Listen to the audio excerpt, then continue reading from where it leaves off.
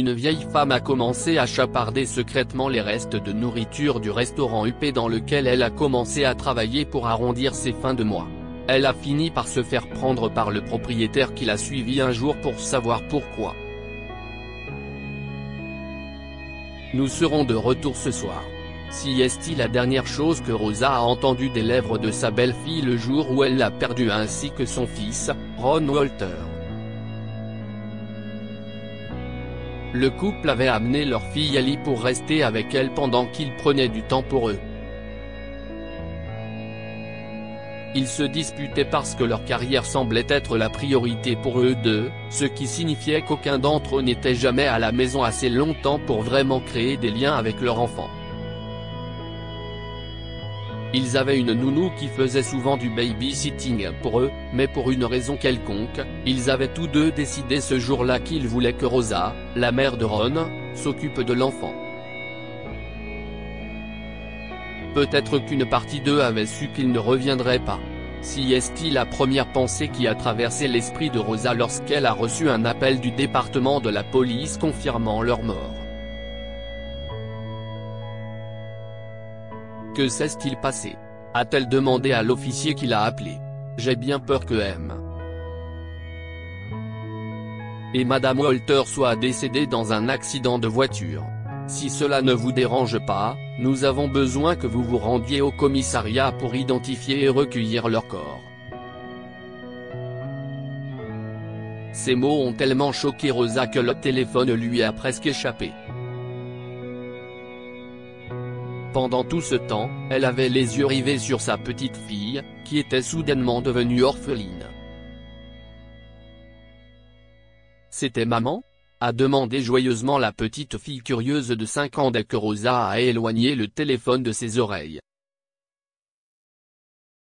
Non, non, ce n'était pas elle, lui répondit Rosa en gloussant. Quand est-ce qu'elle revient avec papa? Ils ne vont pas tarder ma puce, sois patiente, a menti Rosa.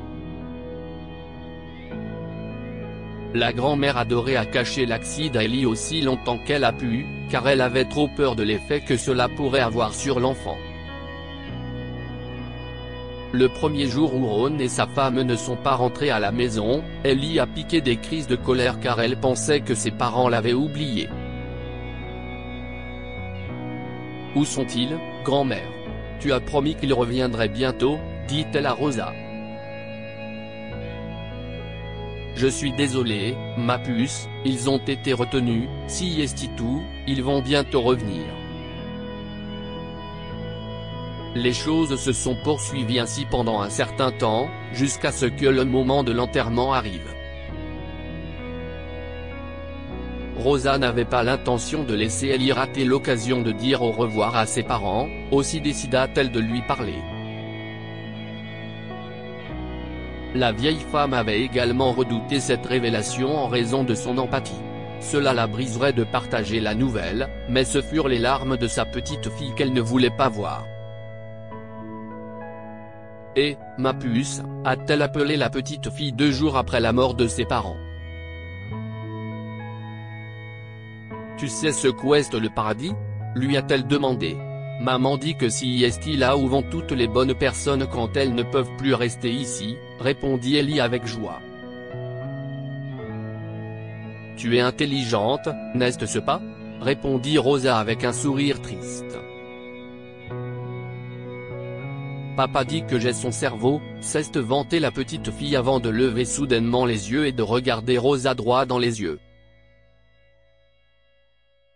Pourquoi ne sont-ils pas encore rentrés? A-t-elle encore demandé. Je suis vraiment désolée ma puce, mais ils ne reviendront pas, lui a dit Rosa. Ta maman et ton papa sont tous les deux partis au paradis. Non, cria Ellie. Ils ne m'auraient pas laissé. On ne peut pas aller là où ils sont? Je suis désolée ma chérie, dit Rosa. Tu mens, cria la petite fille, puis elle s'est retournée et a couru. Ellie, viens ici, a crié Rosa, mais la fille était déjà à la porte et dehors. Rosa s'est précipitée à sa poursuite, mais la scène qui l'a accueillie a failli la faire s'effondrer. Ellie avait couru directement sur le chemin d'un cycliste qui l'a heurté. La petite fille a été transportée d'urgence à l'hôpital où elle a été déclarée paralysée à cause d'un traumatisme de la moelle épinière. Rosa a eu le cœur brisé. De plus, l'assurance maladie ne pouvant pas couvrir le traitement dont elle y avait besoin, Rosa a dû trouver un emploi de plongeuse dans un restaurant. Là, elle a vu qu'il y avait souvent beaucoup de restes de nourriture jetés, alors elle a commencé à les collecter secrètement pour nourrir sa petite fille. Chaque centime qu'elle avait allait dans le traitement, et ces restes lui permettaient de ne pas avoir à dépenser plus pour la nourriture, alors Rosa était reconnaissante. Un jour, le propriétaire du restaurant a remarqué qu'elle mettait en sac les restes de la journée, ce qui a éveillé sa curiosité. Elle lui semblait très familière et il voulait savoir pourquoi elle prenait la nourriture. Il l'a suivie jusqu'à l'hôpital, où il l'a vue nourrir une jeune fille qui ne pouvait bouger que la tête. L'homme a surpris Rosa en train de nourrir l'enfant à la cuillère, sans qu'elle s'en rende compte. Lorsque leurs regards se sont croisés, il a réalisé qu'il connaissait cette femme. Elle avait été son professeur autrefois et avait été très gentille avec lui. Madame Walter. Si est-vous ? A-t-il demandé. Oui, mais qui êtes-vous ? A répondu Rosa. J'étais votre élève. Vous vous souvenez ? Le lycée de Springfield ? Rosa était perdue dans ses pensées pendant un moment, essayant de se rappeler qui était l'ancien étudiant. Elle a finalement réussi. Joshua Phillips, dit Rosa. Oui. Si est-moi, madame, a répondu Josh. Il avait été un élève peu sérieux, peu intéressé par l'éducation, jusqu'à ce qu'il soit transféré dans la classe de Rosa. Elle avait été patiente avec lui, travaillant lentement avec lui pour découvrir ce qu'il aimait.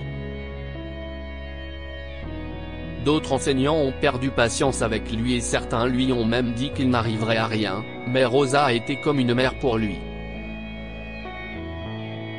Après avoir appris que sa petite fille était malade, Josh a proposé de payer l'opération, et la jeune fille a rapidement pu marcher. Rosa savait qu'elle ne pourrait pas rembourser une telle somme d'argent à Josh, mais l'homme lui a assuré qu'elle n'avait pas besoin de le faire. Au lieu de cela, il l'a invitée à travailler pour lui en tant que baby-sitter pour ses enfants. « Soyez pour mes enfants ce que vous avez été pour moi, une gardienne », lui a dit Josh. Rosa a accepté avec plaisir et lorsque sa petite fille est sortie de l'hôpital, elle a pu passer du temps avec ses enfants. Plus tard, Josh a adopté Ellie comme sa filleule, veillant sur elle comme il le faisait pour ses enfants. Quoi avons-nous appris de cette histoire ? Soyez gentils maintenant. Vous serez heureux de l'avoir été. Alors que Rosa travaillait comme enseignante, elle a fait une bonne impression à Josh. Elle n'aurait jamais pu imaginer que la vie les réunirait à nouveau comme elle l'a fait, mais lorsque cela s'est produit, c'était pour son bien et tout cela parce qu'elle avait été gentille dans le passé. N'abandonnez pas peu importe la raison. Rosa a dû endurer beaucoup de choses en peu de temps. Sa fille et sa famille sont décédées dans un accident de voiture, et sa petite fille a failli mourir lorsqu'elle lui a annoncé la nouvelle. Malgré tout cela, lorsqu'il a fallu qu'elle se mobilise pour trouver des moyens de financer le traitement d'Ellie, elle ne s'est pas laissée abattre par toutes ces tragédies. Elle s'est jetée dans le travail, et finalement, cela a payé. Partagez cette histoire avec vos amis. Elle pourrait égayer leur journée et les inspirer. Si vous avez aimé cette histoire, vous aimerez peut-être celle d'une femme de ménage dans un restaurant qui a donné des restes à un jeune sans-abri avant de devenir elle-même sans-abri le lendemain. Cette histoire est inspirée par l'histoire d'un de nos lecteurs et écrite par un rédacteur professionnel. Toute ressemblance avec de véritables noms ou lieux est une pure coïncidence. Toutes les images sont utilisées uniquement à des fins d'illustration. Partagez votre histoire avec nous. Elle changera peut-être la vie de quelqu'un. Si vous souhaitez partager votre histoire, envoyez-nous un mail à info@amomama. Comme point pour plus d'histoires, abonnez-vous à Amomama sur Google News.